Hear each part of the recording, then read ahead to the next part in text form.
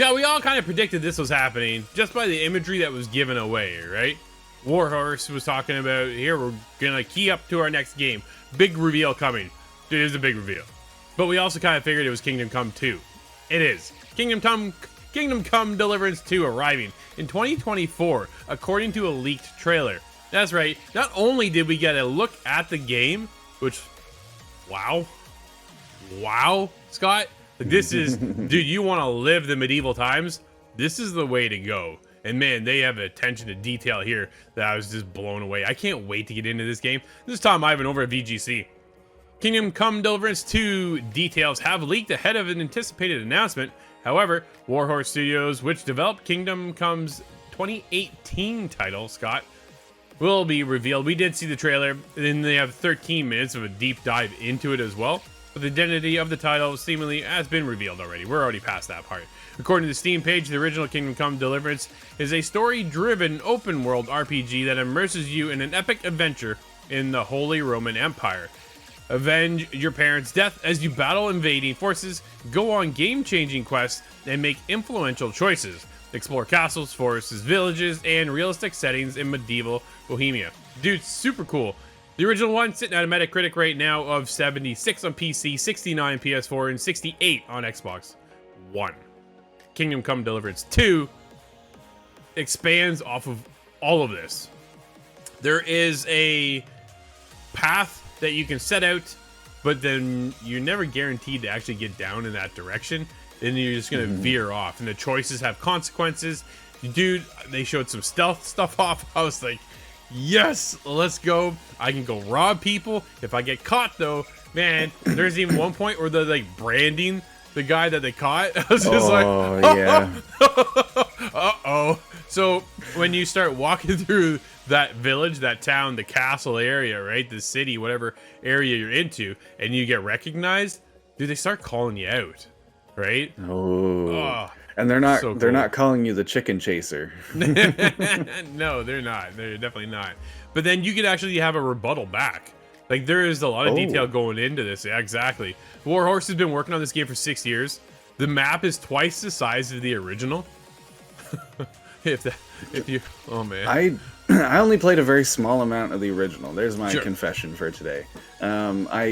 I remember I saw it on sale and it was really cheap with all of the DLC, so I bought it. And I think there was a huge amount of DLC, so I think we could expect this game to be very well supported. But the idea that this is going to be a rich, vast RPG world, that is the kind of description that scares me away from Dragon's Dogma.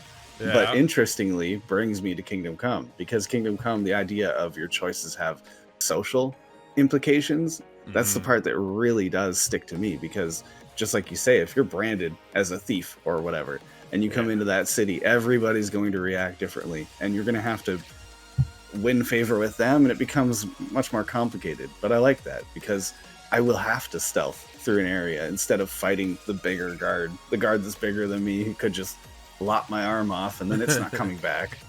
What I do like too is that it's actually in a grounded world, meaning there are no fantastical parts of the game, right? It is people only and NPCs. You're not going to run into a dragon. You're not going to run into, like, when you talk about Dragon's Dogma 2, you would expect a dragon, let's be honest. And as much as I'm looking forward to you diving better get a dragon. Yeah. As much as I'm looking forward to diving into that world and experiencing that game, I've yet to. Just, man, oh man. I'll get there this year. It is, right? There's so many projects we're already on that are massive to start with, and then to add another big game into the mix is just difficult at times. So when you talk about this being twice the size of what it was, Scott, in our line of work, man, this just makes it really hard to get into, right? It does. It makes it hard to thoroughly rinse out. I don't know if I'll be achievement hunting on this game, but getting into that depth, though, is going to be exciting. Good to them to making such a large RPG, and I really hope it just comes together given that size. There is definitely a following for the first one, and then this is a true sequel to the very first game, and you play off the main character from that scene. So when you get into that, you get into the second one, you continue on that lineage to move forward. The good news is, if you didn't play the first one, they're like, Warhorse is like, it's okay. You don't have to worry about it. We'll get you sorted in the second one, which is always one of those things, dude. When you get into something like Destiny, if you hadn't kept up with all the DLC, you'll never fit in, right? I'm like, I don't know what's going on. I'll never figure it out. So you need a movie to figure it out. You do. So when we get into Kingdom Come Deliverance 1, and you didn't play that game, and I'm like, okay, well, that's a pretty big, epic looking storyline, right? A lot of intertwining characters and a lot of story maneuvering. What does that do? How does that affect my outcome when I get into part 2? Well, part 2, if you've played the main game, will feel great. The fact that you already know what's going on and you already know your character to an extent.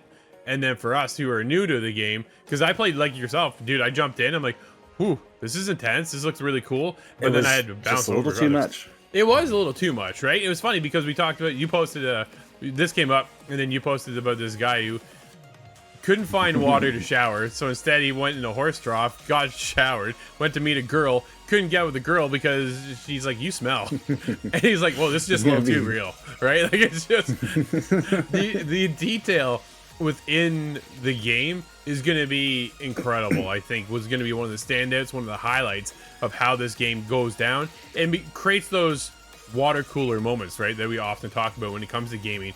Of, hey, did you do this? No, I did this, and then this happened, and then that happened, which is kind of the discussion right now when it gets around Dragon's Dogma 2, is just some of the things that happen in that world. People are like, yo, I had this happen today.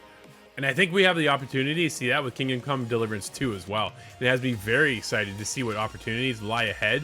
What story outcome do I get into that you may not? I think there's one overarching storyline that we're all get into, right? So there's a point A to point B direction, but it's how does my path deviate differently than yours, I think, is the biggest thing. I'm really wondering how they're going to handle the continuity between the game number 1 and number 2, because if I was all scarred up in number 1 and everybody reacted that way, it's kind of strange if I have a baby face in number 2. Yeah. So the main character is not old per se, so they said what's going on now is we have the ability to then go in and make our character. So it's not like, okay, they're like 40 years old, so they are all scarred up, and this is how the character should look. It is, okay, they're still kind of growing in a sense. So now you have the opportunity to go in and customize, make your character feel the way you want your character to feel, which, man, I always love doing that stuff. Scott, I can sit around for hours. Dragon Dogma had that character creation thing before jumping into the game. I was like, yo, I'm in. Then I sat down for 45 minutes making my one character, and now I still got to go on and do the next. And maybe eventually I'll jump into that game one day. We'll see what happens. I don't know. I like that the story, yeah, you can kind of rewrite what happened with that story based on your character. My guy is not scarred up, therefore I'm okay. It kind of reminds me of Sifu, actually. The way if you take damage, it gets harder and harder as time goes on.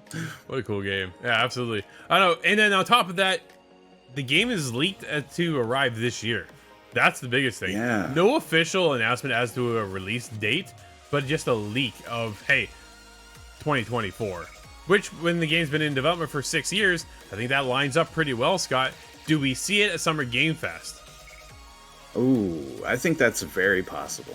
If we better get a reveal date on Summer Game Fest. I think that would make a lot of sense. Unless they do the shadow drop, but that's always just a easy guess. Don't do that. Easy prediction there. No. When do you think we see Kingdom Come Deliverance 2? Because it's been in development for 6 years, I would expect to see it before the holiday season. Yeah. But then again, we haven't seen a release date at all, so I would expect that, given the marketing you'd want to run before that kind of a release. Maybe lead up 2 months, right? Early summer, I would think. Maybe we can get into this game. Might be the perfect time. Dude, I'd be down for that. Awesome. That'd be a nice summer game, carry you through into the winter times and kind of get out before the big rush of the holiday season, right? I think that might be the sweet time for it. I'm thinking maybe September. Just a little bit, just on the tail end. Just into fall. Very curious. Yeah, let us know if you're checking out the game. Hit us up over at ITGTV.com and let us know. Kingdom Come Deliverance 2, are you interested at all?